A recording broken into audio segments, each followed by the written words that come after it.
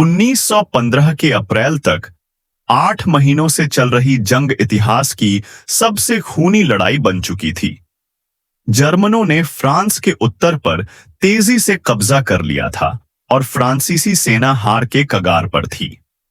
एक लड़ाई के बाद जर्मन सैनिक मैदान में छिपे हुए जिंदा लोगों को ढूंढ ढूंढ कर मार रहे थे। गैब्रियल होश में आता है और लाशों के बीच रेंगते हुए बचने की कोशिश करता है। वह मरने का नाटक करता है, लेकिन अचानक एक मरा हुआ जर्मन सिपाही उस पर हमला कर देता है। गैब्रियल उसे मार देता है और जर्मन सैनिक उसे देख लेते हैं। वह भागना शुरू कर देता है, लेकिन जब वह अपने कैंप के पास पहुंचता है तो एक छुपे हुए ग्रेनेड पर पैर रख देता है। दूसरी तरफ पेरिस के एक क्लब में बैरन और ग्रुबर एक गुप्त प्रयोगशाला की बात कर रहे हैं। ग्रुबर ने बैरन को उसे ढूंढने के लिए पैसे दिए थे, पर कोई नतीजा नहीं आया। बैरन वजह पूछता है, पर ग्रुबर बताने से इनकार करता है और उसे 24 घंटे में काम पूरा करने को कहता है।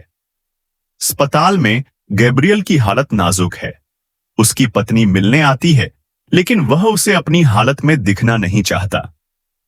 रात को कुछ रहस्यमय वैज्ञानिक आते हैं, एक मरीज को इंजेक्शन देते हैं और वह तड़प कर मर जाता है।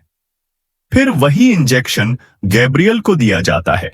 उसकी आंखें काली हो जाती हैं और वह बेहोश हो जाता है। वैज्ञानिक उसे कंपैटिबल मानकर ले जाते हैं।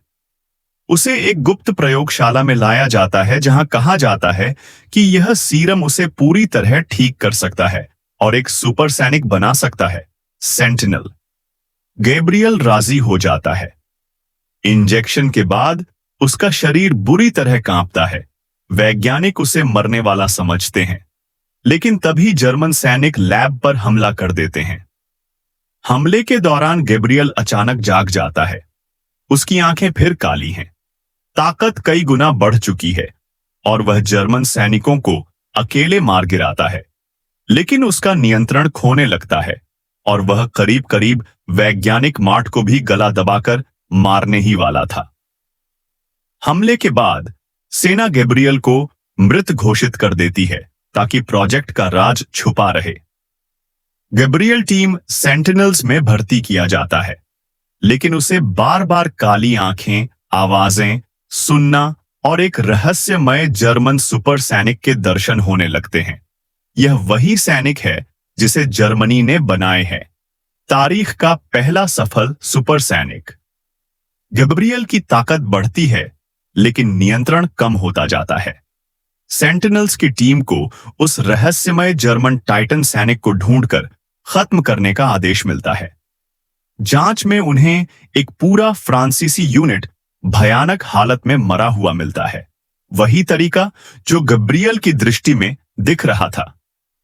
गैब्रियल की विजन्स और तेज हो जाती हैं।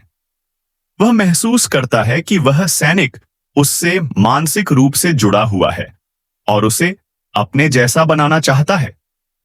इस बीच गैब्रियल की पत्नी आइरीन अपने पति की मौत पर शक करती है और सच्चाई की खोज पर निकलती है। अंत में सेंटिनल्स उस जर्मन सुपर सैनिक से लड़ाई करने एक फैक्ट्री पहुंचते हैं।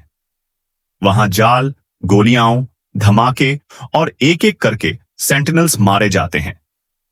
जर्मन सुपर सैनिक बेहद शक्तिशाली, तेज और मन नियंत्रण करने में सक्षम है। गैब्रियल उसे विजन्स में पहले ही देख चुका होता है।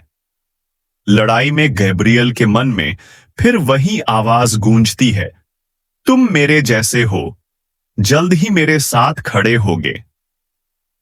कहानी यहीं खत्म होती है और आगे का राज अब भी खुलना बाकी है।